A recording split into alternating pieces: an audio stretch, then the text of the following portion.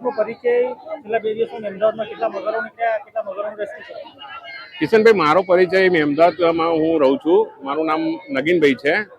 મારી rescue team ચાલે છે ફોરેસ્ટ ડિપાર્ટમેન્ટના નજર હેઠળ, બરાબર. અને લગભગ 15-20 દિવસ પહેલાથી વરસોડા તળાવની અંદર એક મગર આવેલો છે એવા અમને સમાચાર મળેલા. એ પછી અમે સ્થળ તપાસ કરી ફોરેસ્ટ ડિપાર્ટમેન્ટને સાથે રાખીને, તો ત્યાં મગર જોવામાં આવેલો.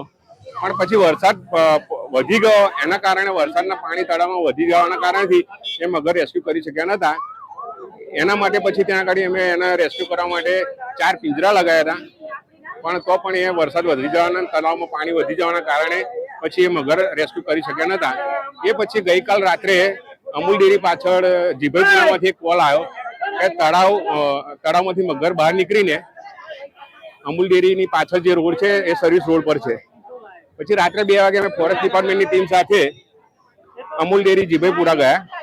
ત્યાં ભારે જહેમત બાદ એ મગરનું રેસ્ક્યુ કર્યું. લગભગ એ 10-12 ફૂટનો મગર હતો.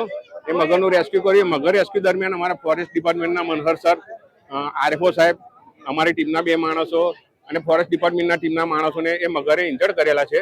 તો અત્યારે સારવાર અર્થે મેમદાસ સિવિલની અંદર એડમિટ કરેલા છે. એ પછી આ સવારે બીજો એક કોલ આવ્યો કે ભાઈ રીછોલ ગામની અંદર વણઝારાવાસની અંદર એક મગર ઘરની અંદર ઘૂસી ગયો છે. એ પછી અમે યુદ્ધના ધોરણે અમારી ટીમ અને ફોરેસ્ટ ડિપાર્ટમેન્ટની ટીમ રીછોલ ગામમાં વણઝારાવાસ ખાતે આવીને એ મગર રેસ્ક્યુ કરી લીધેલ છે અને કોઈ જાનહાનિ થયેલ નથી. ब्लड कलेक्शन में सबसे बड़ी गलती, टॉर्निक्वेट को 1 मिनट से ज्यादा देर तक बांध कर रखना. सोचो फिर सैंपल में क्या होगा. टॉर्निकेट लॉन्ग टाइम तक टाइट अप्लाई करने से हीमो कंसंट्रेशन हो जाता है, मतलब ब्लड में सेल्स और प्रोटीन्स की कंसंट्रेशन बढ़ जाती है.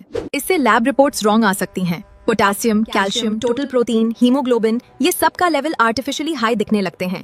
इसलिए टर्निकेट 1 मिनट से ज्यादा देर तक टाइट मत रखो. पेशेंट सेफ्टी के लिए राइट टेक्निक फॉलो करना वेरी इंपॉर्टेंट है. ऐसे लैब फैक्ट जानने के लिए मुझे फॉलो कर लो.